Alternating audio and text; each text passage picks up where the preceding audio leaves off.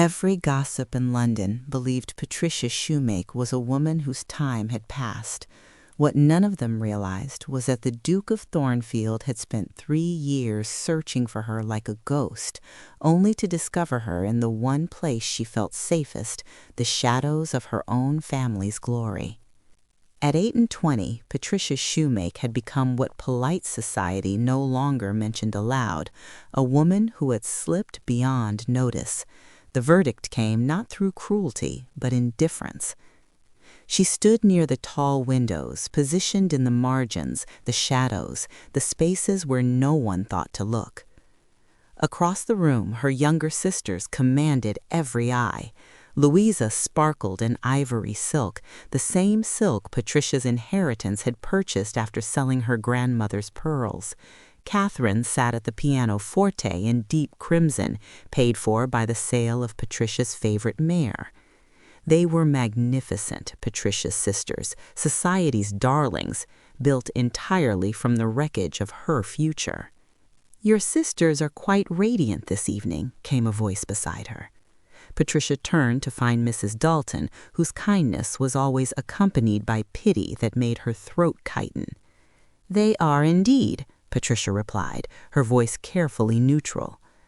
"And you, my dear? Surely some gentleman—" "I prefer observing," Patricia said, offering her practiced smile. "The view is clearer from the edges." Patricia moved deeper into the shadows. Here, finally, she could breathe. In society's mathematics, 8 and 20 made her ancient, expired. The reason didn't matter, only the result did. What nobody knew was that Patricia's invisibility had been purchased at an extraordinary price. Her grandmother had left her enough for independence, a modest house, adequate income, freedom. Patricia had given every penny away, to her father's gambling debts when creditors threatened the bailiffs, to Louisa's debut when there was nothing left in the family coffers, to Catherine's wardrobe, her dancing master, her presentation at court. Every sacrifice made to ensure her sisters would never know the poverty that haunted their mother's nightmares. The inheritance that should have secured Patricia's future had instead purchased her sister's glory. And now it was gone. All of it. There was nothing left to give. No more money to sacrifice. No more pieces of herself to carve away. She was, in every sense that mattered, depleted. She was ready to disappear forever, but the universe, it seemed, had other plans. A ripple of attention swept through the drawing room, a sudden collective intake of breath. Bodies rearranging themselves like iron filings responding to a magnet. Patricia didn't need to turn to know what caused it. She felt the sudden spike of temperature as every ambition in the room ignited at once. John Lynch, Duke of Thornfield, had arrived.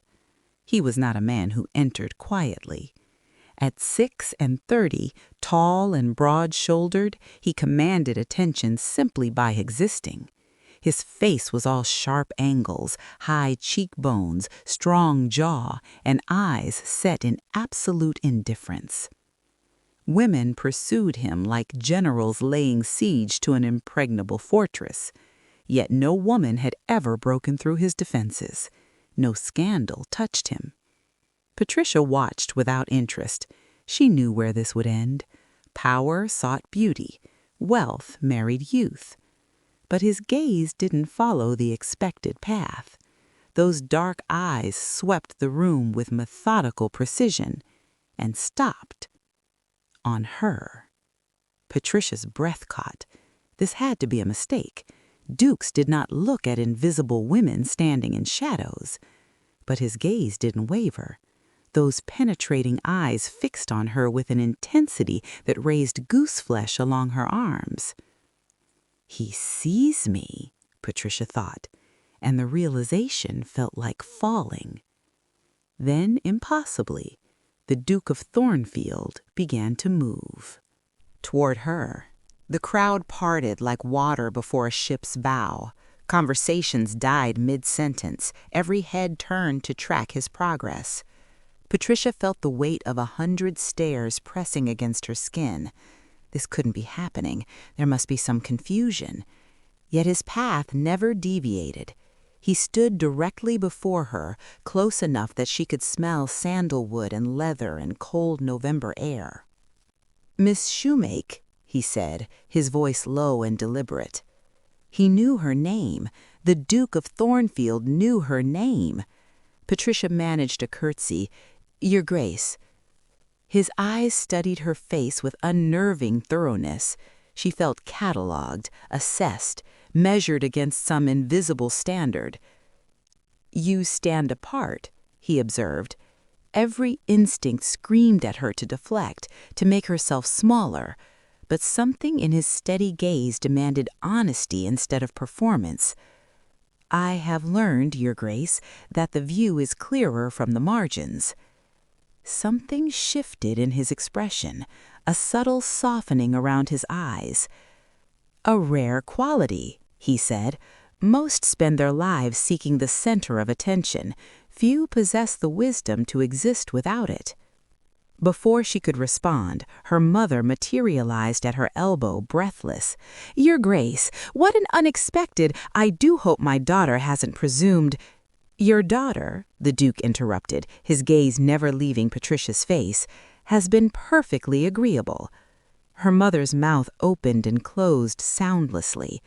Behind her, Louisa and Catherine were frozen mid-performance, their composure shattered by pure disbelief. The Duke inclined his head, a dismissal so subtle only Patricia recognized it. Her mother retreated, confused but obedient. The room had gone utterly, impossibly silent. Patricia felt every eye boring at her back, every whisper held suspended in the air like smoke. "I find I have a great many questions, Miss Shoemake," the Duke said, his voice pitched for her ears alone. "And I suspect you are the only person in this room capable of answering them. I shall call at 3 o'clock tomorrow afternoon." Patricia's heart hammered against her ribs. Questions? What could she know that he, with all his power and his connections, could not discover on his own? The Duke of Thornfield had just requested permission to call on her. Not Louisa in her pearl-bought silk, not Catherine at her mare-purchased pianoforte. The overlooked daughter, the invisible woman, the sacrifice no one had bothered to notice. "That would be acceptable, Your Grace," she heard herself say. Her voice seemed to come from very far away. The Duke nodded once, decisive, final. Then he turned and walked away, moving through the parted crowd with controlled purpose. Around her, the room erupted into barely suppressed chaos, whispers hissing like steam. Tomorrow. The Duke of Thornfield would call on her tomorrow. For the first time in years, Patricia Shoemake had been seen, and she had absolutely no idea what he wanted. Patricia woke to find her father standing at the foot of her bed. He was holding a letter sealed with the Thornfield crest. "He knows," her father said without preamble. His face was gray, his hands trembling slightly. "Everything." Patricia sat up, her heart already beginning its descent into her stomach. "Papa?" He handed her the letter. The accounting was merciless, debts listed with precision, the failed West Indies venture detailed like an autopsy report. But her eyes snagged on the final entry, a mortgage on the family estate that even her mother didn't know existed. "The Duke hadn't just called on you, Patricia," her father said quietly. "He's dissected us. He knows every shilling we owe, every lie your mother has told to maintain appearances." He sank into the chair by her window. "He knows we're ruined, and he knows exactly how we tried to hide it." Before Patricia could respond, her mother burst through the door, eyes bright with manic hope. 5 hours! We have 5 hours to prepare you properly." Mamma, I hardly think the Duke of Thornfield does not call upon unmarried women to discuss the weather, Patricia. This is Providence. This is rescue. Louisa appeared in the doorway, her eyes sharp with resentment. I don't understand it. Everyone was watching me. She paused, letting the implication settle. And then he crossed the entire room to speak to you. Why you? Catherine swept in with characteristic drama. Perhaps he needs someone to manage his household. You're very good at managing things, Patricia. Very practical. The word landed like a slap wrapped in silk. But 3 o'clock came with the inevitability of an execution. Patricia waited in the drawing room, dressed in soft gray, the color of a woman who had already surrendered. The clock struck the hour. At precisely the 3rd chime, His Grace the Duke of Thornfield. John Lynch stepped into the room, and the floorboard, the one they'd been meaning to fix for months, gave a sharp, agonizing creak. He didn't look down. He didn't have to. The sound of their poverty was loud enough for both of them. Patricia saw the Duke register it all. The creak, the peeling paint, the carpet worn thin despite strategic furniture placement. He saw everything. His expression revealed nothing. Lord Shoemake, Lady Shoemake, the barest acknowledgement. Then his attention fixed on Patricia with the precision of a man executing a plan. Miss Shoemake, I wonder if you might grant me the honor of a private conversation. With your parents' permission, of course. Her father stood so quickly he nearly knocked over the side table. Of course, Your Grace, of course. We'll just... the library, should you need anything. They fled with undisguised eagerness, her mother practically pushing Louisa and Catherine ahead of her, though both sisters clearly wanted to linger. Patricia found herself alone with the Duke of Thornfield, the silence stretching between them like a physical thing. She could hear the clock ticking, the distant sound of a carriage passing in the street, her own heartbeat, steady despite everything. He moved to the window, looking out at the small garden, modest compared to what he must own, but maintained with desperate care and excessive pride. I have a proposition for you, Miss Shoemake, he said, his back still to her, and I would appreciate your complete honesty in considering it. Patricia's hands tightened in her lap. I will do my best, Your Grace. He turned then, and the directness of his gaze was almost physical in its intensity. This was a man accustomed to measuring worth, to making decisions that shaped the lives of hundreds. I require a wife, he said, his voice dropping to a level intended for her alone. Patricia's breath hitched. In the silence that followed, the ticking of the clock sounded like a hammer against an anvil. And I believe, Miss Shoemake, his dark eyes locking onto hers, that the only woman in London who can afford to accept the terms I am about to offer. The words hung in the air like smoke from a pistol shot. Patricia's mind went blank. I see, she managed finally, though she didn't see at all. He moved away from the window, crossing to stand near the fireplace, commanding the space as if it were his own. I should be more specific. I require a wife who understands that our arrangement would be one of practicality rather than sentiment. Patricia's hand found the edge of the side table, her fingers pressing against the wood hard enough to hurt. Your Grace, I'm not certain I understand why you would make such an offer to me. Because you are precisely what I require. I need a duchess who can keep a secret as well as she keeps a household. My life is not a quiet one, Miss Shoemake. I need someone who will not demand romance or affection I cannot provide. Someone who understands duty and can execute it without requiring constant reassurance or attention. Each word landed like a stone. He was describing her as if she were a piece of furniture, useful, reliable, unobtrusive. And worse, he was right. "And in exchange?" Patricia asked, her voice steadier than she felt. "I will settle every debt your family owes.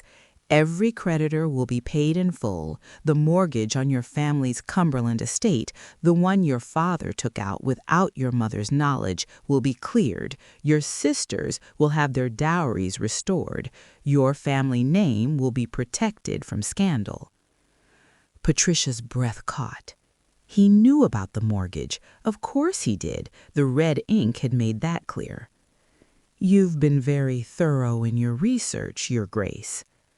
"I don't make decisions without complete information, Miss Shoemake." He reached into his coat and withdrew a folded document. When he opened it, Patricia recognized her grandmother's handwriting, the will, the accounting of the inheritance, every expenditure Patricia had made, meticulously documented. He had obtained her private financial records. He hadn't just found her debts, he had found her soul laid bare in ledger entries. "I know you spent it all ensuring your sisters could enter society without the taint of poverty following them. I know you sacrificed your own future to purchase theirs without complaint, without seeking recognition, and without expecting gratitude." Heat crept up Patricia's neck. Having her private sacrifices dissected felt like standing naked in a crowded square. "That quality is exceedingly rare, Miss Shoemake, and it is precisely what I need in a wife." Patricia looked down at her hands, folded carefully in her lap. They were trembling. "You're offering me a transaction." "I'm offering you security for yourself and your family." He refolded the document with precise movements. "I won't pretend this is a love match. I have neither the time nor the inclination for romantic entanglement. What I require is a partner who can manage my household, represent my interests with dignity, and ask nothing of me beyond what our arrangement stipulates." "And what would our arrangement stipulate, Your Grace?" "You would be Duchess of Thornfield in name and in function. You would have complete authority over household management, charitable endeavors, and social obligations. You would want for nothing materially. In exchange, you would maintain absolute discretion regarding our private arrangement and fulfill the public duties expected of a duchess." Patricia caught sight of her reflection in the mirror above the mantel, a woman in gray, already fading into the background of her own life. The Duke was offering her everything her family desperately needed, but he was also offering her a life devoid of the one thing she had long ago stopped hoping for. Though, hadn't she already accepted that reality? "I would need time to consider." "You have until tomorrow morning." Not unkind, but firm. "Your father's primary creditor intends to take legal action by week's end. If you accept my offer, I will have my man of business contact him immediately." The unspoken threat crystallized in the air between them. "Accept now, or watch your family be destroyed." Patricia met his gaze directly. "And if I refuse?" Something flickered in his eyes, surprise, perhaps, that she would even consider refusing. "Then I will take my leave, and we will not speak of this again. Your family situation will proceed as it inevitably must. To ruin. Yes." At least he was honest. There was something almost refreshing in his bluntness after years of navigating carefully constructed lies. Patricia stood, needing to move. She walked to the window where he had stood moments before, looking out at the garden her mother tended obsessively because they could no longer afford a proper gardener. "Why me?" she asked quietly. "You could have anyone, someone beautiful, accomplished, from a family without scandal or debt." because those women would expect me to love them. His voice came from directly behind her, closer than she'd realized. They would expect courtship and poetry and protestations of affection I cannot give. You, Miss Shoemake, understand exactly what this is. You won't expect what I cannot provide. Patricia closed her eyes briefly. He was right. She wouldn't expect love because she had already learned not to expect it from anyone. I would need your word, she said, still facing the window, that my family would be completely free of debt, that my sisters' futures would be secure. I have it. And you would need my word that I would fulfill my duties as your Duchess without complaint or demand for more. The Duke moved toward the door, then paused, his hand on the frame. The floorboard creaked again beneath his weight, a final, mocking reminder of her poverty. Miss Shoemake? Yes, Your Grace? You made the right decision. He looked at her then, and for a split second the coldness vanished, replaced by something so dark and haunted she almost took a step back. Though I suspect you'll hate me for it by Christmas. Thornfield is a place of long shadows, Miss Shoemake. I hope you're not afraid of the dark. He was gone before she could ask what he meant. Patricia stood alone in the drawing room, listening to the sound of her carriage pulling away, the distant murmur of her family's voices as they descended upon her father for information. She had just agreed to marry the Duke of Thornfield. She had just sold herself to save her family. And now she wondered what secrets lived in those long shadows he'd mentioned. What had she truly agreed to? The document he'd shown her still sat on the side table where he'd left it, whether intentionally or by accident, she couldn't say. She picked it up with trembling fingers. At the bottom, beneath all the financial details, was a single line written in the Duke's own hand. A woman who gives everything and asks for nothing is either a saint or a fool. I am gambling she is neither. Patricia's breath caught. He hadn't just chosen her for her usefulness. He had chosen her because he saw something in her sacrifice that intrigued him. And that, somehow, was more terrifying than any loveless marriage could ever be. Thornfield rose from the moorland like something carved from storm clouds in ancient stone. Patricia's first glimpse came as their carriage crested the final hill, and she understood immediately why the Duke had warned her about shadows. The estate sprawled across the landscape with the kind of permanence that made London's grand townhouses look like children's toys. 3 stories of gray stone, countless windows reflecting the overcast sky, towers at each corner that seemed to pierce the clouds themselves.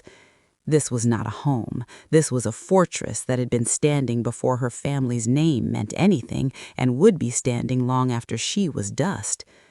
The marriage had been efficient, clinical, a private ceremony with minimal witnesses, her family's gratitude so palpable it made Patricia's chest ache. The Duke had spoken vows with the same tone he might use to discuss crop rotation. Now, as the carriage rolled to a stop before Thornfield's massive entrance, Patricia felt the weight of what she'd agreed to settle over her shoulders. The Duke descended first, then turned to offer his hand. "Welcome to your new home, Your Grace." Your Grace. She was a duchess now.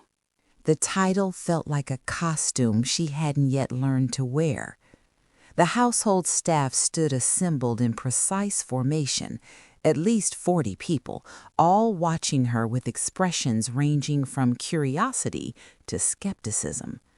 At the front stood an older woman with iron gray hair pulled back severely, her spine so straight she might have had a poker fuse to it. "Mrs. Hewitt," the Duke said, "my housekeeper. She will acquaint you with the household's operations." Mrs. Hewitt's curtsy was perfunctory, her eyes assessing. Patricia recognized that look. The woman was measuring her, calculating whether this overlooked spinster would crumble under the weight of managing an estate this vast. "Your Grace," Mrs. Hewitt said, her tone neutral but not warm. "I trust you'll find everything in order. The previous Duke's mother managed the household for 40 years. We maintain her standards." The implication was clear. Can you? Patricia met the housekeeper's gaze steadily. "Then I look forward to learning those standards, Mrs. Hewitt. Perhaps we might begin with a tour this afternoon. I find it's easier to maintain excellence when one understands the foundation it's built upon." Something flickered in the older woman's eyes, surprise perhaps, or the faintest hint of approval. "I have business in London. I'll return in a fortnight. Mrs. Hewitt will provide whatever you require." Patricia turned, but he was already walking toward his study, his posture rigid, his pace suggesting a man eager to escape. He paused at the doorway, glanced back at her with an expression she couldn't read, then disappeared inside. She was alone, alone in a castle full of strangers who doubted her, serving a husband who had already fled. Patricia drew a slow breath and turned back to Mrs. Hewitt. "Shall we begin?" The tour revealed an estate running with military precision, everything documented, scheduled, accounted for. The household books were immaculate, the servants' quarters were well maintained, the kitchens spotless. But as they moved through the endless corridors, Patricia noticed other things: the way the maids moved with tension in their shoulders, the unnatural silence that hung over everything like fog. They passed through the long gallery, portraits of previous dukes watching with stern expressions, and then Mrs. Hewitt's pace quickened. At the end of the corridor stood a set of double doors, heavy oak, bolted with iron, draped in shadows so thick they seemed almost solid. Patricia slowed. "And that wing?" "The west wing is closed, Your Grace." Mrs. Hewitt's voice was a shade too sharp, too quick, by order of the Duke. A draught of cold air leaked from beneath the doors, carrying with it a scent Patricia couldn't quite place, salt, perhaps, and something older. Something like grief left to fossilize. "I see," Patricia said quietly, though she didn't see at all. "Has it been closed long?" "Since the late Duchess passed." Mrs. Hewitt was already moving away, her keys jangling with unnecessary force. "It's not used. Nothing to concern yourself with, Your Grace." But Patricia felt the weight of those locked doors following her like a question she wasn't allowed to ask. That evening, Patricia requested the household accounts. Mrs. Hewitt delivered them personally, her expression carefully neutral, but her posture defensive. "I trust you'll find everything in order, Your Grace." "I'm certain I will. One more thing. I noticed the scullery maid, Margaret, I believe, seemed unwell. Has she been seen by a physician?" "She's perfectly capable of performing her duties, Your Grace." "That wasn't what I asked." Something shifted in Mrs. Hewitt's expression, not quite respect, but a recognition that Patricia was not going to be as easily managed as expected. The next morning, Patricia went to the scullery herself. She found Margaret with her hands plunged in scalding water, scrubbing pots with mechanical efficiency, despite the fact that her palms were bleeding, the raw flesh weeping into the dishwater. When the girl saw Patricia, she tried to hide her hands behind her back, her eyes going wide with terror that shouldn't exist in a well-run house. "Let me see," Patricia said gently. "I'm fine, Your Grace. Please, I can work, I promise." "I'm not questioning your ability to work. I'm questioning why you've been allowed to injure yourself this badly." Patricia took the girl's trembling hands in her own, examining the damage. "How long have they been like this?" "A week, Your Grace, maybe 2, but Mrs. Hewitt says we mustn't waste supplies on—" "Mrs. Hewitt is no longer making those decisions." Patricia's voice remained gentle, but something hard had entered it. "Go to the still room, have the wounds cleaned and wrapped, and tell Mrs. Hewitt I want to see her immediately." In that moment, Thornfield didn't feel like a fortress. It felt like a machine that ground people into dust, and everyone simply accepted it as the natural order of things.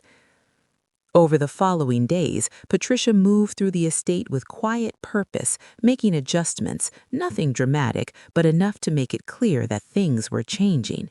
She instituted shifts for the laundry maids. She changed the dining schedule. She created a household budget for servant illnesses that had never existed before. The staff began to watch her differently. The wariness shifted into something closer to cautious respect. One afternoon, seeking refuge from Mrs. Hewitt's barely concealed resentment, Patricia found herself in the library. It was vast, 3 stories of books reaching towards a painted ceiling, the kind of room that should have felt peaceful, instead felt watchful. She moved along the shelves, trailing her fingers across leather spines, and felt it, the distinct sensation of being measured. Not by the Duke, who was still in London, not by the servants who were occupied elsewhere, but by the house itself, as if the stones were waiting to see if she would break, if she would prove worthy, or if she would simply become another ghost haunting these endless corridors. Patricia pulled a book from the shelf at random and opened it. Inside the cover, in faded ink, was an inscription. "To my dearest Eleanor, may you find in these pages the solace I could never provide." The signature made Patricia's breath catch. A single J slashed across the page with the same brutal efficiency she'd seen at the bottom of the document the Duke had left on her side table. It wasn't just a signature, it was a scar, carved into the page with the force of someone who signed things quickly so they wouldn't have to feel them. The late Duke, John Lynch's father. Another John Lynch who had stood in these halls, married to a woman named Eleanor, unable to provide her solace. Patricia's fingers trembled as she traced the harsh line of that J. 2 men with the same name, the same handwriting, the same inability to offer comfort to the women they'd married. History, it seemed, had a cruel sense of repetition in this house. Had Eleanor stood in this same library, holding this same book, wondering if she'd made a terrible mistake? Had she felt the weight of those locked doors in the West Wing, sensed the secrets buried in the stones? Had she spent 40 years managing a household with ruthless efficiency because there was nothing else left for her? Patricia closed the book carefully and returned it to its shelf, but the words and that brutal, efficient J stayed with her like a warning she couldn't quite decipher. What Patricia didn't realize was that the Duke had returned early. He stood now in the gallery overlooking the main hall, watching as his new Duchess spoke with the head gardener, asking intelligent questions about winter preparations, her notebook open, her attention completely focused. She wore a simple day dress, no jewels, no pretense, and moved with the same quiet efficiency she displayed in her family's shabby drawing room. But here, in his home, that efficiency was transforming into something more, authority, not the kind demanded or declared, but the kind earned through competence and care. His eyes caught on something that made his chest tighten inexplicably. The curtains in the morning room, thrown open to let in light. They'd been closed since his mother's death 3 years ago. He'd given no order to open them, yet there they were, transformed from shrouds into windows again. "Your Grace, you're back early." So it would seem. He couldn't take his eyes off Patricia. How is she managed? She's... Mrs. Hewitt paused, choosing words carefully. "She's not what I expected, Your Grace. She sees things I thought I'd hidden quite well." Meaning she's good at this, very good, and the staff, the housekeeper's voice carried grudging admiration, they're starting to follow her rather than simply obeying orders. Below, Patricia laughed at something the gardener said, a genuine sound that echoed in the vast hall. Several servants nearby looked up surprised, as if they'd forgotten laughter was allowed in Thornfield's corridors. The Duke felt something uncomfortable shift in his chest. He'd married Patricia Shoemake because she would ask for nothing, expect nothing, simply perform her duties and leave him in peace. But watching her now, watching those opened curtains, hearing that laugh, seeing the way even stoic Mrs. Hewitt spoke of her with respect, he realized he'd made a miscalculation. She wasn't just performing duties, she was making Thornfield hers, and he had absolutely no idea what to do about that. The Duke returned from London on a Tuesday, unannounced. Patricia was in the library when she heard his footsteps in the corridor, measured, deliberate, the sound of a man who had walked these halls for decades. She looked up from the estate ledger spread across the desk, her pen paused mid-entry. He appeared in the doorway, still in his traveling coat, dust from the road clinging to his boots. For a moment, neither spoke.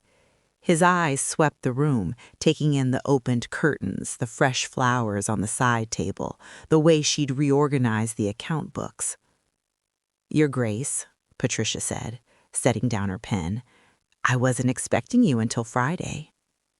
The business concluded early. He moved into the room with that same controlled precision, but there was something different in the set of his shoulders. Fatigue, perhaps, or something heavier. "I trust everything has been manageable?" Manageable felt like an inadequate word for what the past 2 weeks had been, but Patricia simply nodded. "The household is running smoothly. I've made a few adjustments to staffing schedules. Nothing that requires your immediate attention." His gaze settled on the ledgers. "You've been reviewing the accounts?" Mrs. Hewitt provided them as you instructed. I noticed a discrepancy in the lumber expenditures from last quarter. The amount recorded doesn't match the quantity delivered according to the supplier's manifest." The Duke's expression shifted, not quite surprise, but something close to it. He crossed to the desk, standing close enough that she could smell the road on him, leather and cold air and something distinctly masculine. "Show me?" She did, pointing out the figures with a steady hand. He leaned over the ledger, his attention fixed on the numbers. His hand moved to turn the page, and for a heartbeat his knuckles grazed hers. The contact was brief, accidental, but neither of them pulled away immediately. Then the sound of his wedding ring, a heavy band of cold gold, clinked against the dark wood of the desk as he finally withdrew his hand. The sound was small, but in the silence of the library it struck like a gavel delivering a sentence. "You're right," he said finally, his voice carefully neutral. "Either the supplier is cheating us or someone in the household is skimming." "I would say the former is more likely, Your Grace. The household staff seem quite loyal."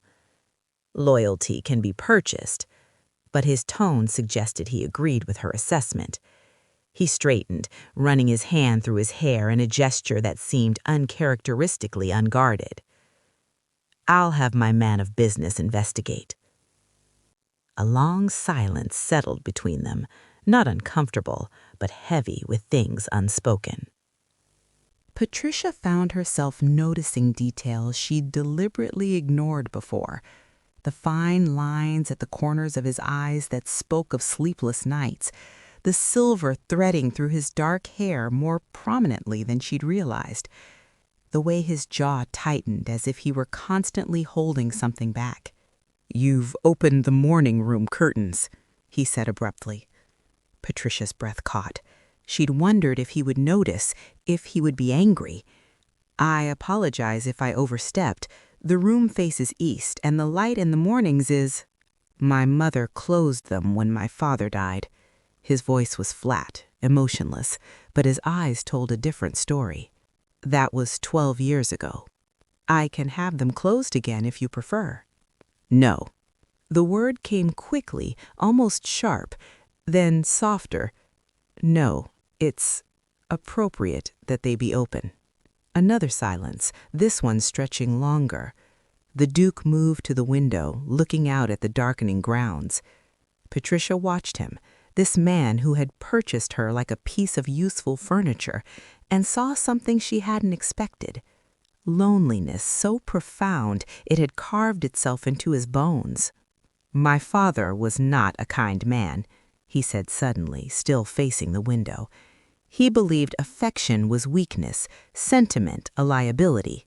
His hand gripped the ledger he still carried, his thumb pressing into the heavy leather until it groaned under the pressure. The leather creaked again, a sound like breaking. He ran Thornfield like a military campaign and raised me accordingly. As he spoke, his other hand moved unconsciously to trace a thin, jagged scar across the back of his left hand. It wasn't a soldier's wound or the mark of some honorable injury. It was something older, deeper. The scar of a child who had been held too tightly or punished too severely. He didn't seem to realize he was doing it, but the movement was as rhythmic as a prayer, as unconscious as breathing. Patricia didn't know what to say, so she said nothing. Sometimes silence was the greatest gift one could offer. "My mother?" He paused, and Patricia saw his reflection in the window glass, saw the way his jaw worked as if the words were physically difficult to speak. She tried, I think, but he'd broken something in her long before I was old enough to understand what was missing. The inscription in the book flashed through Patricia's mind. The solace I could never provide. 2 men named John Lynch, 2 women who'd needed comfort neither had received. "I don't know how to be anything other than what he made me," the Duke continued, his voice so quiet she almost didn't hear it. His thumb still traced that scar over and over. I thought if I married someone who understood that, someone who wouldn't expect what I cannot give, it would be simpler." Patricia stood, moving to stand a few feet behind him, close enough to speak softly but far enough to give him space. "And is it simpler?" He turned then, and the look in his eyes was so raw, so unguarded, that Patricia felt something shift in her chest. "No," he said, "you've made it infinitely more complicated." Before she could ask what he meant, he'd already left the room, his footsteps echoing down the corridor like a retreat.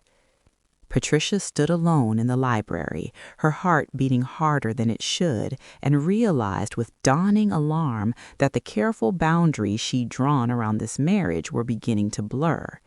She'd agreed to duty, to practicality, to a life without expectation. She had not agreed to feel. But feel she did, and that terrified her more than anything else. The next evening, the Duke appeared in the library again, not by accident, Patricia suspected, but by design. He carried a ledger under his arm and a question about crop rotation that could easily have been directed to his steward. It became routine. Every evening after dinner, he would find his way to the library where Patricia reviewed accounts or correspondence. Sometimes they discussed estate matters. Sometimes they sat in companionable silence, each absorbed in their own work, but aware of the other's presence. One night, as rain lashed against the windows and the fire crackled in the hearth, the Duke set down his pen and looked at her directly. "You haven't asked about the West Wing." Patricia's hand stilled on the page. "You made it clear it was not my concern." Most women would have asked anyway, out of curiosity if nothing else. "I'm not most women, Your Grace." "No." His gaze held hers with an intensity that made her breath catch. The weight of unspoken things pressed against the walls of the library, threatening to crack the careful formality they'd maintained. Patricia wanted to ask about the West Wing, about his mother, about why he looked at her sometimes as if she were a puzzle he couldn't solve. "Perhaps," she said carefully, "some questions are better left unasked." Something flickered across his face, relief, perhaps, or gratitude. He nodded once, decisively, and returned to his ledger. But his hand, resting on the desk between them, was closer than it had been before, and Patricia, against every instinct of self-preservation she possessed, did not pull away. When he finally left for the evening, the library felt unnervingly empty. Patricia remained at the desk, reviewing one final letter before retiring, when a sound drifted down from above. A rhythmic thud, like something heavy being dragged across floorboards. Slow, deliberate, coming directly overhead from the direction of the West Wing. Patricia's pen froze mid-stroke. She looked up at the ceiling, her breath caught in her throat. The sound continued for several more seconds, then stopped as abruptly as it had begun. The fire crackled. The rain continued its assault on the windows, but the house had gone silent again, as if holding its breath. Patricia stood slowly, the warmth of the fire suddenly failing to reach her skin. She moved to the doorway and looked out into the corridor, but it was empty, the shadows deep and undisturbed. Whatever or whoever had made that sound was in the West Wing, the wing the Duke had ordered closed, the wing no one spoke of, the wing that smelled of salt and old grief. Patricia closed the library door behind her and walked quickly toward her chambers, refusing to look back, refusing to acknowledge the cold certainty settling in her stomach. Thornfield was not just a fortress, it was a prison, and she had no idea what it was keeping locked away. The shift began so gradually that Patricia almost didn't notice it. It started with a tenant dispute over grazing rights that had festered for months. The Duke summoned her to his study one morning, a map of the estate spread across his desk, boundary lines marked in fading ink. "The Hendersons claim their sheep have grazed the eastern meadow for 3 generations," he said without preamble. "The Carters insist the land was always theirs. Mrs. Hewitt says my mother handled such matters by deferring to tradition. What do you think?" Patricia blinked, caught off guard. "You're asking my opinion?" "You've been reviewing the estate records. You've spoken with both families at market day. I'm asking what you think." He said it as if it were obvious, as if her opinion had always mattered. She moved to the desk, studying the map. "The Hendersons are right about tradition, but the Carters are right about the deed. The land legally belongs to them, but they've allowed informal use for decades without documenting it." "And your recommendation?" "Formalize what already exists. Draw up a grazing agreement that gives the Hendersons continued access in exchange for maintaining the stone walls. Both families get what they need. Neither loses face." The Duke studied her for a long moment, something unreadable in his expression. Then he nodded once, decisive. "I'll have the papers drawn up this afternoon." "Just like that?" "You presented a logical solution that serves everyone's interests. Why would I reject it?" "Because men like you don't ask women like me what we think," Patricia wanted to say. "Because this was supposed to be a transaction, not a partnership. Because you're not supposed to look at me like my words carry weight." But she simply inclined her head and left, her heart beating faster than the conversation warranted. As she stepped into the corridor, she caught a glimpse of Mrs. Hewitt standing at the far end of the gallery. The housekeeper didn't move, her face a mask of iron-gray shadows, but her keys, those symbols of authority she'd wielded for decades, were clutched in her hands so tightly her knuckles had gone white. Patricia had won the Duke's ear, but she realized then that she was losing the house's protector, and in a place like Thornfield, that might prove far more dangerous. The next time came 3 days later, when the Duke asked her to accompany him to inspect drainage work on the lower fields. The engineer was a florid man who clearly resented taking direction from anyone, let alone a duke who dared bring his wife to a construction site. "The grade is sufficient, Your Grace," the engineer insisted, gesturing to the channels with obvious impatience. "Any steeper and we risk erosion." Patricia had been studying the water flow, watching how it pooled in certain areas despite the new drainage. "Forgive me," she said quietly, "but wouldn't a secondary channel here," she pointed to a natural depression, "prevent the flooding that occurred last spring?" The engineer's face reddened. "Your Grace, with all respect to the Duchess, drainage is a technical matter that requires—" "Mrs. Hartwell, the gamekeeper's wife, lost half her vegetable garden last year's flood. The water came from precisely this field. If the Duchess believes a secondary channel would prevent that, then a secondary channel will be installed." Patricia turned, shocked, to find the Duke watching her with an expression she'd never seen before. Not approval exactly, something fiercer, something that made her skin warm despite the November wind.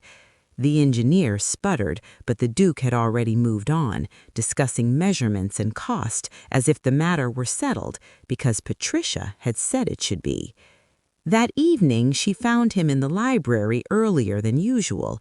He didn't speak immediately, just watched her settle into her customary chair, her correspondence spread before her like always.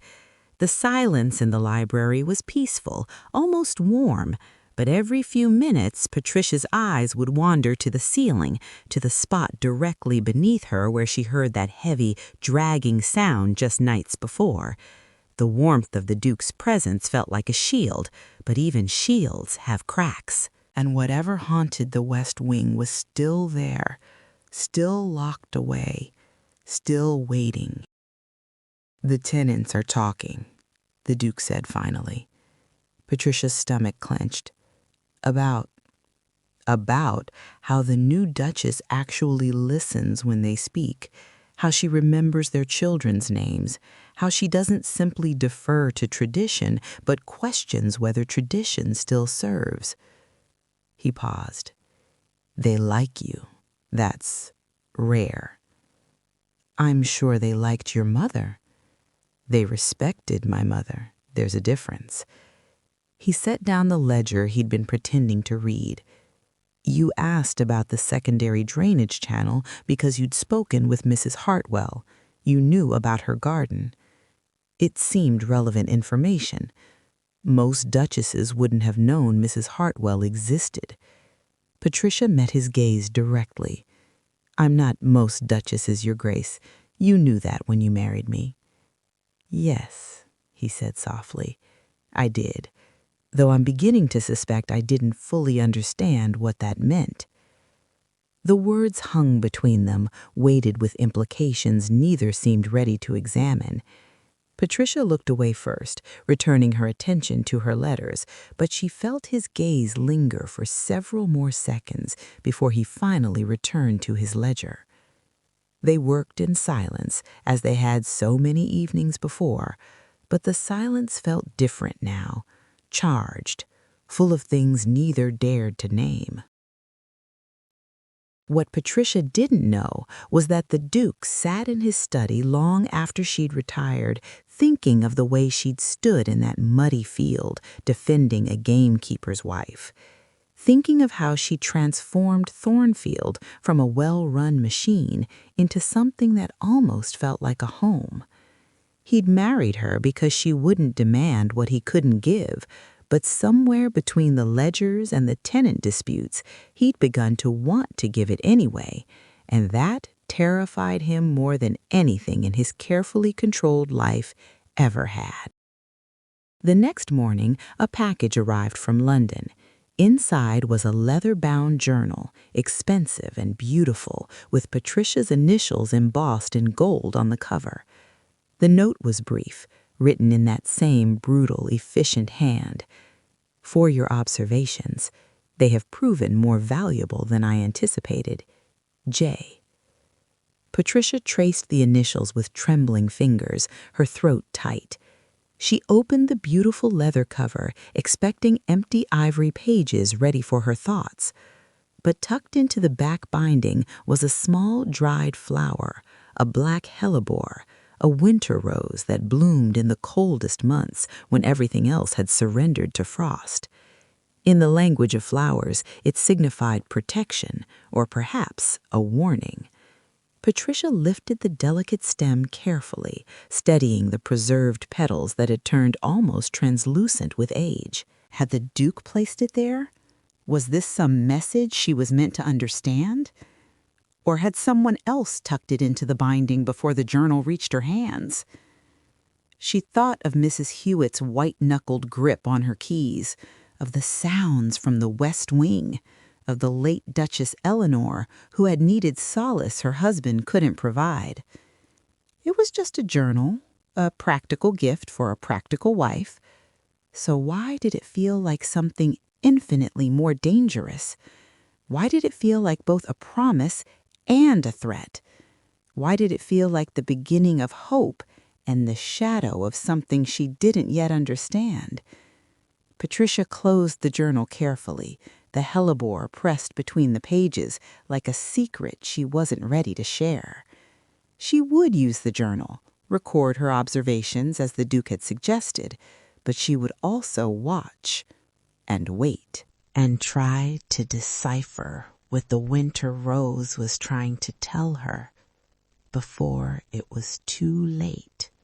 The letter arrived on a gray December morning, delivered with the rest of the post, but somehow more significant than the bills and invitations that accompanied it. Patricia was having breakfast in the morning room, the one with the opened curtains, when the Duke entered, the letter in his hand, his expression unreadable. "Lady Isabel Croft has returned to London," he said without preamble. "She's hosting a gathering at her brother's townhouse next week. We've been invited." Patricia set down her teacup carefully.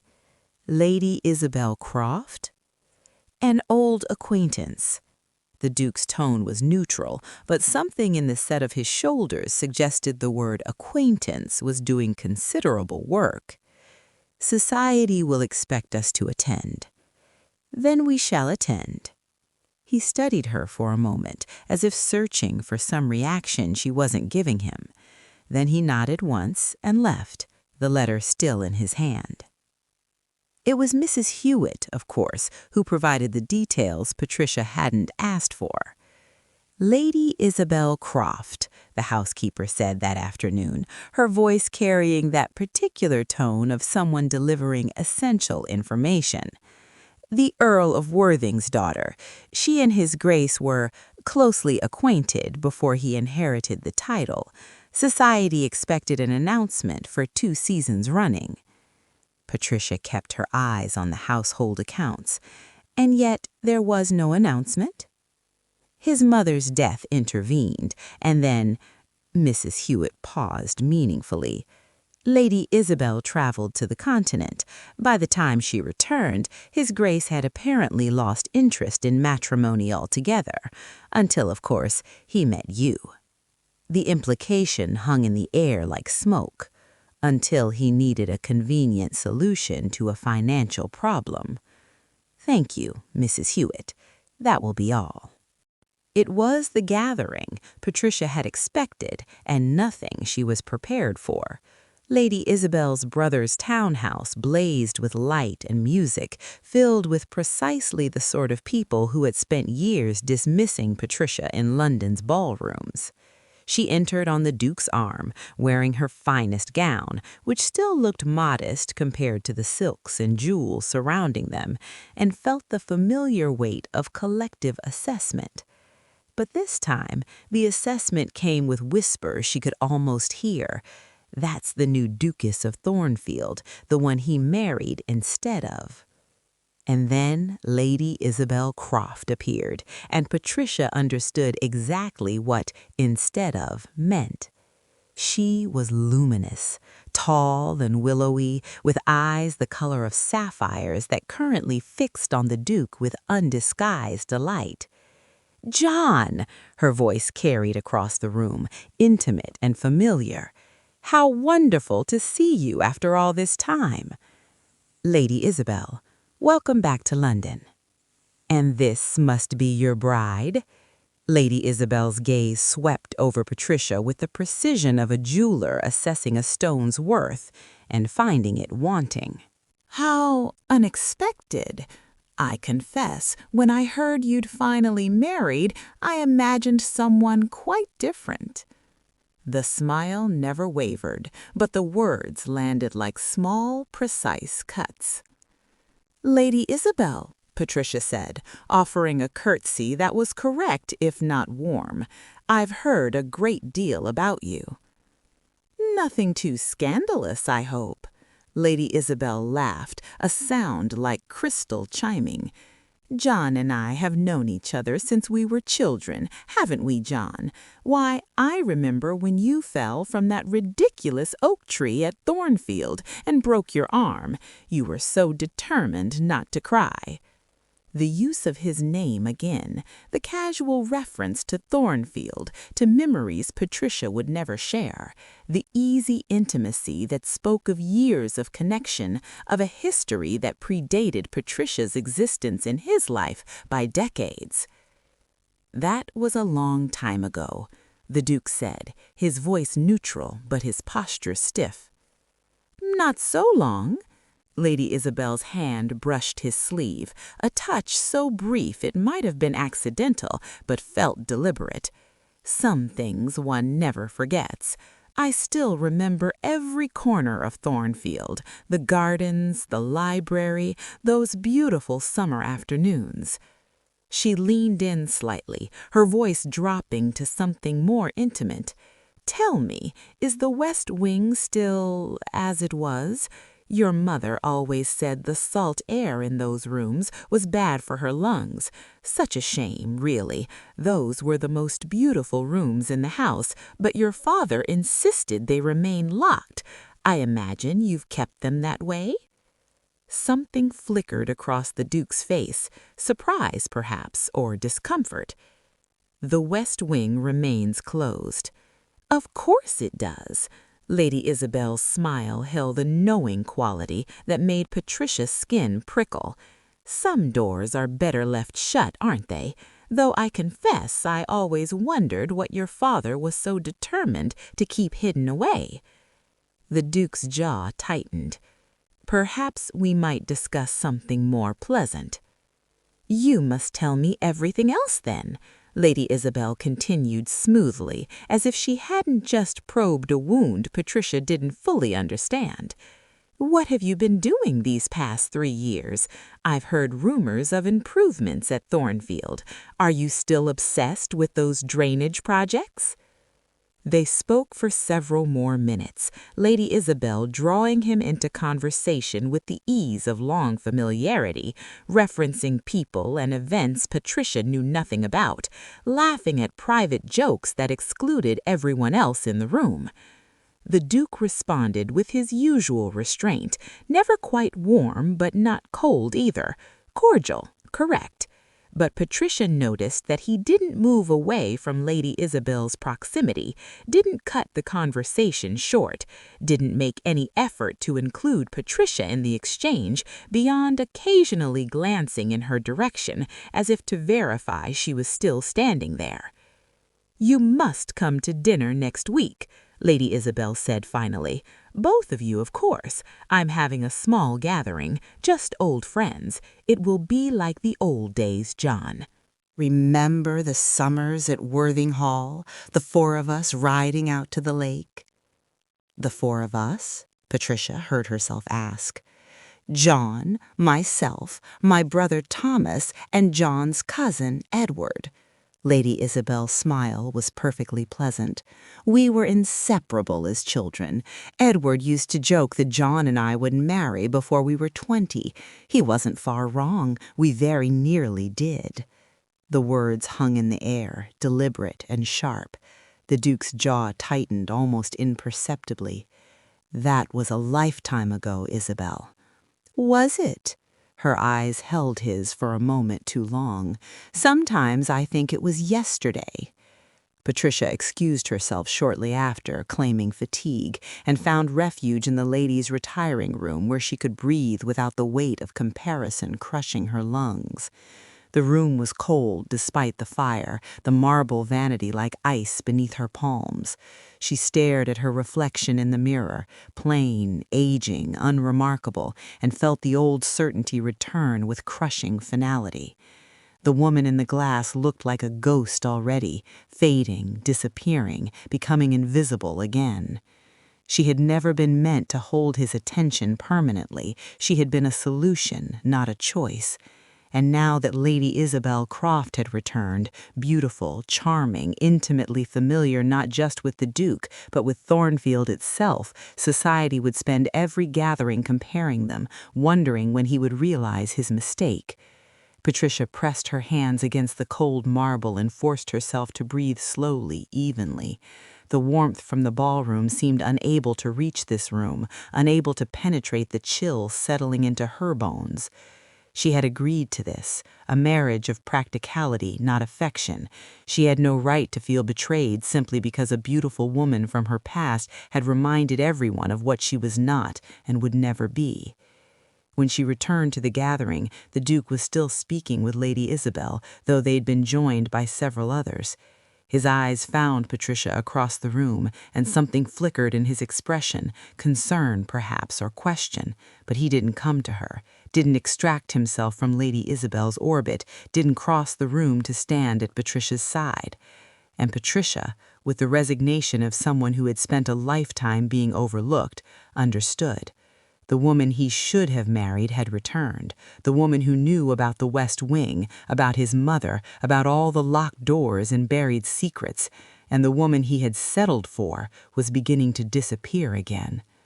The contrast was stark, the blazing light and warmth of the ballroom where Lady Isabel held court, and the cold, silent shadows where Patricia stood alone, feeling herself fade back into invisibility with every passing moment. Again. Lady Isabel became inescapable. She appeared at the theater the following week, her box positioned strategically across from theirs, her laughter carrying over the orchestra during intermission. She attended Lady Pemberton's soiree, where she monopolized the Duke's attention. She was at the British Museum's exhibition opening, dressed in emerald silk that made Patricia's lavender gown look like a governess's cast-off. And everywhere she went, society watched. Patricia could feel their eyes tracking the movements, measuring the distance between the Duke and his wife versus the Duke and Lady Isabel. "Such a curious match," Lady Hartwick murmured at a card party, her voice just loud enough to carry. "One wonders what the Duke was thinking. Lady Isabel must be devastated. Perhaps he wanted someone practical, someone who wouldn't demand too much of his time or attention." Patricia kept her expression neutral, her cards steady in her hands, and pretended she hadn't heard. She'd spent years perfecting invisibility.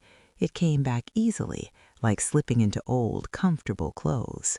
At the opera, Lady Isabel accidentally encountered them in the corridor during intermission, looking radiant in rose silk, her hand immediately finding the Duke's arm with the ease of long habit. "John, you must settle a debate for us," she said, drawing him into a conversation about some composer Patricia had never heard of. "Don't you remember? You said the soprano was technically proficient but emotionally hollow. You were right, of course. You always are about such things."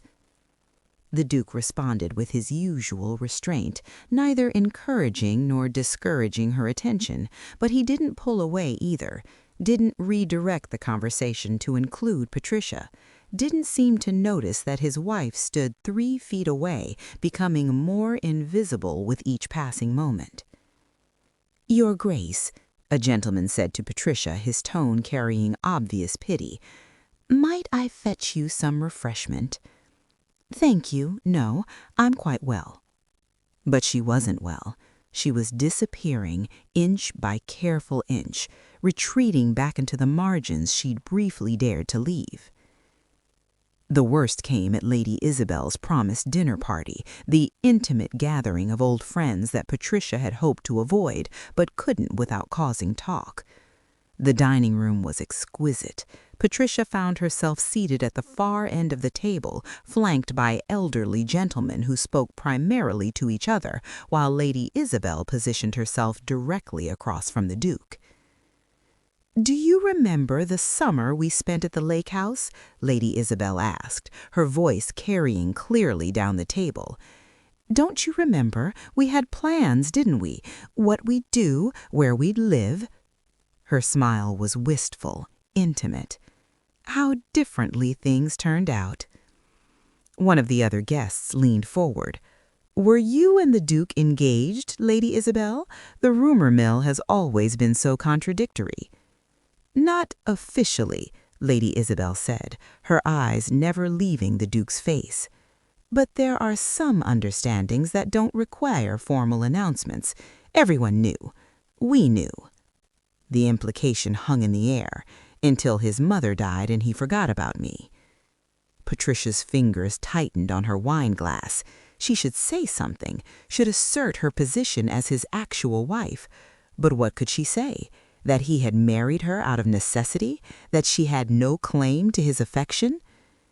"The past is the past," the Duke said finally, his tone carefully neutral. "Is it?" Lady Isabel's smile didn't waver. "I've always believed the past shapes everything that follows." "Don't you think so, Your Grace?" This last was directed at Patricia, the title emphasized just enough to feel like mockery. "I think," Patricia said quietly, "that some people live in the past because the present disappoints them." The table went silent. Lady Isabel's eyes narrowed fractionally, her smile sharpening into something more predatory. "How fortunate, then, that you have no past worth living in." The words landed like a slap. Several guests inhaled sharply. The Duke's jaw tightened, but he said nothing, did nothing. Patricia set down her wine glass with perfect composure. "If you'll excuse me, I find I'm not feeling well." She left the dining room with her head high, her steps measured, refusing to let them see her break. But once alone in the hallway, she pressed her back against the wall and closed her eyes, fighting against the tightness in her chest. This was always how it was going to end. She'd been foolish to think otherwise. Foolish to believe that a few weeks of evening conversations could transform a business arrangement into something real. Foolish to hope. When she returned to Thornfield the next day, claiming illness, the Duke remained in London for pressing business. He didn't write, didn't send word of when he'd return. Patricia moved through the estate like a ghost, performing her duties with mechanical efficiency, but feeling nothing. The servants noticed her withdrawal but said nothing. Even Mrs. Hewitt, who missed nothing, kept her observations to herself. Patricia stopped going to the library in the evenings. The room felt too empty now, haunted by memories of companionship she'd mistaken for something more. She stopped opening the morning room curtains. Let the light hurt. Let the darkness return. It was more honest this way. That night, alone in her chambers where no one could hear, Patricia finally allowed herself to cry. The sobs came quietly at first, then harder until her chest ached with the force of holding herself together for so long. She'd done this to herself. She had no right to mourn the loss of something she'd never actually possessed. Through her tears, she reached for the journal the Duke had given her. She opened it to where she'd pressed the black hellebore between the pages, needing to see something, anything that had once felt like promise. But the flower had changed. The petals, which had been dark but intact when she'd first found them, had withered into something unnatural. They were black now in a way that seemed wrong, crumbling at the edges, and they gave off a faint smell, not of decay, but of salt and something older. Something that reminded her of the draft beneath the West Wing doors. Patricia's tears stopped abruptly, replaced by a different kind of cold. She stood, moving to her window that faced the eastern wing of Thornfield. In the darkness, she could just make out the silhouette of the locked towers, the windows that were always dark, the section of the house that remained sealed. And then she saw it. A light, faint and flickering, visible for only a moment through one of the west wing's upper windows before it vanished. Someone was in there, or something. Patricia pressed her hand against the cold glass, her heartbreak momentarily forgotten in the face of this new certainty. While she'd been in London being humiliated, while the Duke had been allowing Lady Isabel to reclaim her place in his life, Thornfield had been waiting. The house had secrets that predated Patricia's marriage, mysteries that had nothing to do with Lady Isabel's beauty or Patricia's inadequacy. And whatever lived behind those locked doors was still there, still waiting. Patricia closed the journal carefully, the withered hellebore crackling softly inside. The Duke of Thornfield had made her a duchess. Lady Isabel Croft had reminded her that titles couldn't transform plain, overlooked Patricia Shoemake into someone worthy of being chosen. She was, and always had been, expendable. But perhaps, Patricia thought, as she stared at the dark windows of the West Wing, that meant she had nothing left to lose. And a woman with nothing left to lose could ask questions no one else dared to ask, could open doors that had been locked for years. The Duke returned to Thornfield on a cold January morning, unannounced as always, his carriage arriving just after dawn. Patricia was in the conservatory reviewing the week's correspondence when Mrs. Hewitt appeared at the door, her expression unreadable. "His Grace has returned, Your Grace. He's asked to see you in his study." Patricia's hands stilled on the letter she'd been reading. She'd spent 3 days preparing herself for this moment, the inevitable conversation where he would explain that their arrangement was no longer serving its purpose. "Thank you, Mrs. Hewitt. Please tell His Grace I'll attend him shortly." She took her time, deliberately so, changed into a fresh dress, pinned her hair more carefully than necessary, practiced the expression of calm acceptance she would need. When she finally entered his study, the Duke stood at the window, his back to her, his posture rigid with tension. "You asked to see me, Your Grace." He turned, and Patricia was startled by what she saw in his face. He looked exhausted, hollows beneath his eyes suggesting sleepless nights, his usual composure frayed at the edges. "We're expected at the Ashford ball tonight," he said without preamble. "I would appreciate it if you would accompany me." Patricia blinked. Of course, if you wish it." "I do wish it." He crossed to his desk, his movements sharp, almost agitated. "Patricia, I need to explain." "You needn't explain anything, Your Grace." She kept her voice steady, professional. "I understood the terms of our arrangement from the beginning. If those terms have changed, I'm certain we can come to some accommodation that—" "Nothing has changed." The words came out harsh, almost angry. "Or rather, everything has changed, but not in the way you think." Patricia didn't know what to say to that, so she simply waited. The Duke ran a hand through his hair, that same unguarded gesture she'd seen before. "Just come to the ball tonight, please." The please caught her off guard. He'd never asked her for anything before. "I will," she said quietly. The Ashford ball was everything Patricia had learned to dread, a glittering crush of society's elite, all watching, all whispering.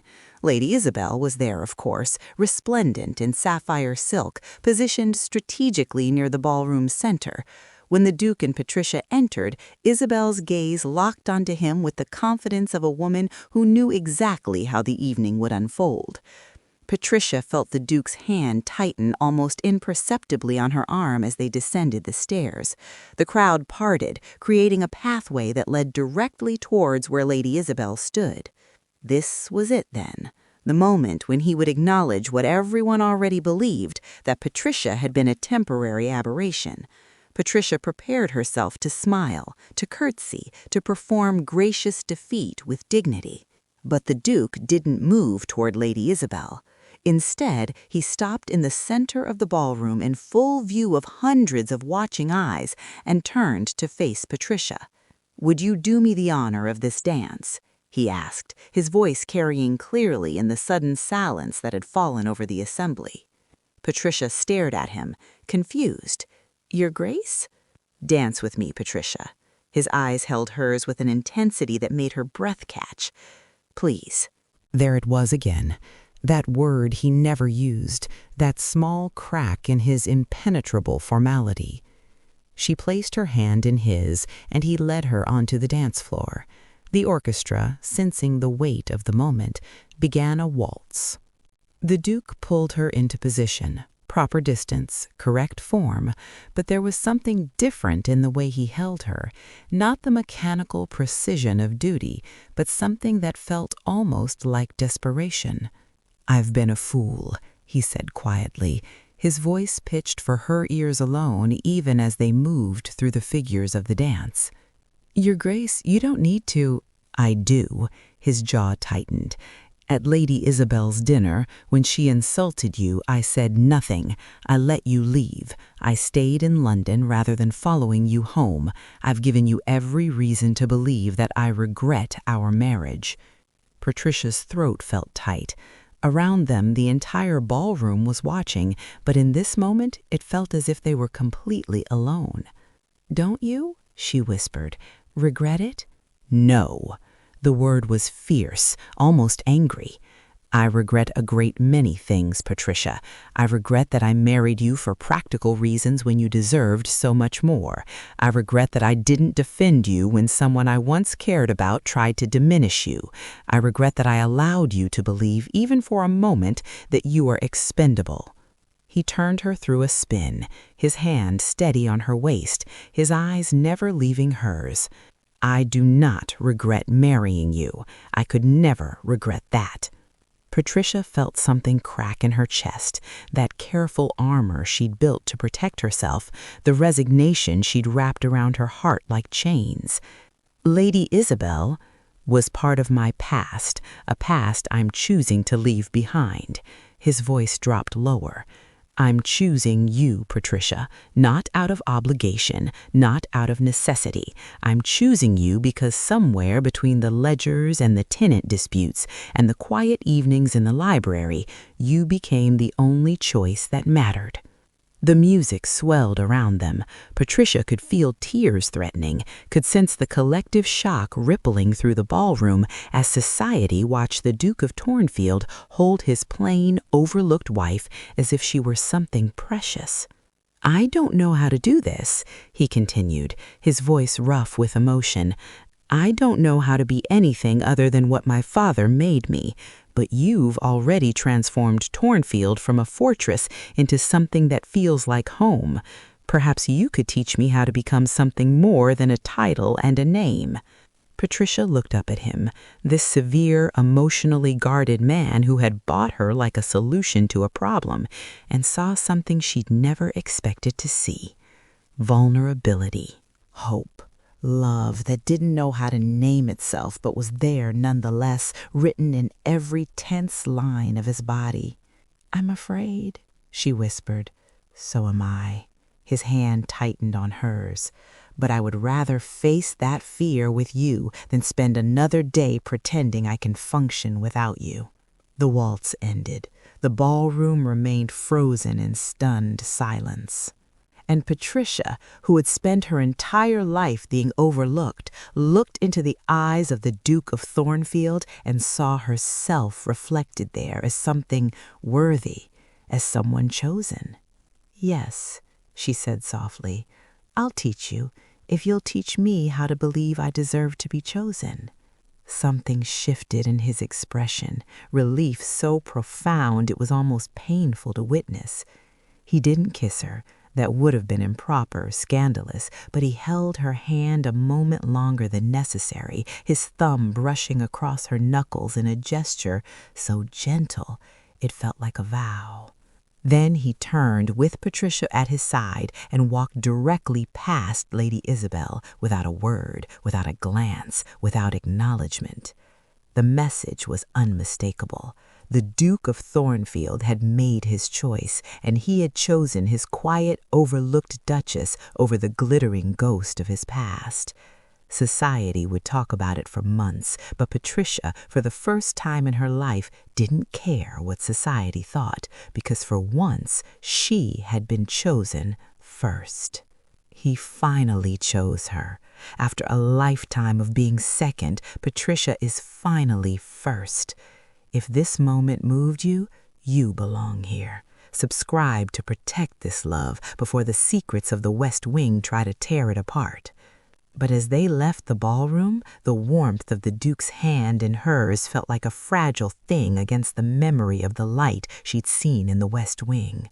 He had chosen her, but he still hadn't told her what he was hiding behind those locked doors. And as they drove back toward Thornfield through the winter darkness, Patricia realized that the closer she got to the man, the closer she got to the secrets that might destroy them both. The house was waiting, and some doors, once opened, could never be closed again. 3 days later, Patricia stood before the locked doors of the West Wing, the heavy iron key cold in her palm.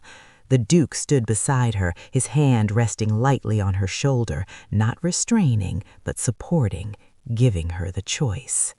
"Are you certain?" he asked quietly. Patricia thought of the sounds in the night, the withered hellebore, the light in the window.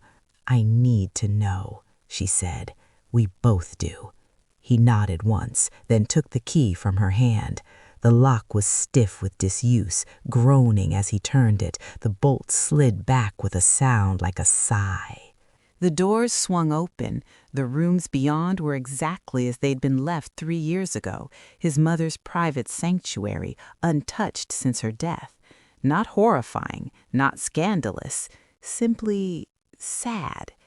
Dust covered everything like a shroud. The furniture was draped in white sheets that had grayed with time. But beneath the neglect, Patricia could see what these rooms had been, a refuge decorated with warmth and color that existed nowhere else in Thornfield's austere halls.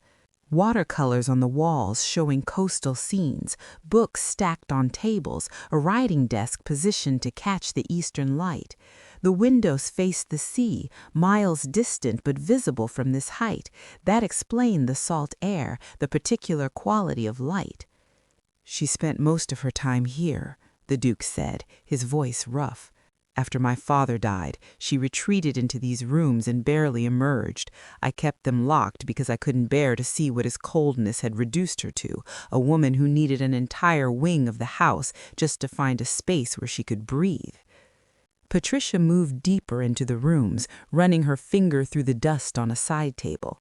Beside a stack of books, she found it, a pressed flower collection, carefully maintained. Black hellebores, winter roses that bloomed in the coldest months. Protection, the language of flowers said, or perhaps a warning. "She was trying to warn me," the Duke said, understanding dawning in his voice. The flowers, the journal, somehow she knew, or Mrs. Hewitt knew, or... He stopped, shaking his head. "She was telling you not to make her mistake, not to accept coldness as inevitable." Patricia picked up one of the books from the stack, opened it. Inside was an inscription in that same faded hand. "To my dearest Eleanor, may you find in these pages the solace I could never provide. J." "She wasn't a ghost haunting these rooms," Patricia said softly. "The sounds we heard, it was Mrs. Hewitt, wasn't it, coming here to maintain them, to preserve the memory of a woman who deserved better than she received." The Duke closed his eyes. "My mother spent 40 years in this house and died surrounded by books because the man she married couldn't give her what she needed." He went on, "I swore I would never let that happen again. That's why I locked these rooms, why I tried to lock away everything that reminded me of how love can hollow someone out from the inside." Patricia turned to him, this man who had been so shaped by his father's cruelty and his mother's quiet tragedy. "But that's not what happened to her," she said gently. "She wasn't hollowed out by love. She was hollowed out by the absence of it." He opened his eyes, and she saw understanding there, painful but necessary. "We're not them," Patricia continued. "We're choosing something different, something better." The Duke looked around the dusty, forgotten rooms, then back at Patricia. "What should we do with this wing?" Patricia thought of Eleanor, seeking solace in books and rooms that faced the sea. She thought of all the women who had ever been overlooked, forced to make themselves small just to survive. "We open it," she said firmly, "all of it. We let light and air back in. We transform it into something living again, a place for the staff's children to have lessons perhaps, or simply rooms where people are allowed to exist fully instead of hiding." Something shifted in the Duke's expression, grief releasing its hold, possibility taking its place. "She would have liked you," he said quietly, "my mother. She would have seen in you what I was too blind to recognize at first, that strength doesn't require coldness, and that the bravest thing any of us can do is remain open despite the risk of pain." Patricia took his hand, threading her fingers through his. Together, they walked to the windows that looked out over the grounds, over the gardens she'd restored, over the estate that was no longer a fortress but a home. The winter sun was rising, weak but persistent, casting long shadows across the frost-covered fields. "No more locked doors," Patricia said. "No more locked doors," the Duke agreed. "The doors are finally open and the light has returned. But there are so many more invisible women whose stories haven't been told yet. If you leave without subscribing, their stories might stay locked away forever. Join the library, subscribe, and let the light in." And though the work of transforming pain into healing would take time, would perhaps take the rest of their lives, they would do it together. Not as a Duke and his convenient solution, but as two people who had learned that the strongest foundations are built not on perfection, but on the patient, steady work of choosing each other. Thornfield would stand for centuries more, its stones bearing witness to generations of triumph and tragedy. But in this moment, in these long-neglected rooms filled with dust and morning light, it bore witness to something simpler and far more profound. A woman who had been invisible, finally seen. A man who had been bound by the past, finally free. And a love that had been built carefully and deliberately from recognition and patience and the revolutionary act of believing, truly believing, that they deserved to be chosen, not despite their scars, but because of everything they had become in learning to heal them. A marriage built on recognition, a love earned through patience, a woman who was overlooked, finally chosen, not for what she sacrificed, but for who she was all along. And a house that learned, stone by stone, to let the light back in.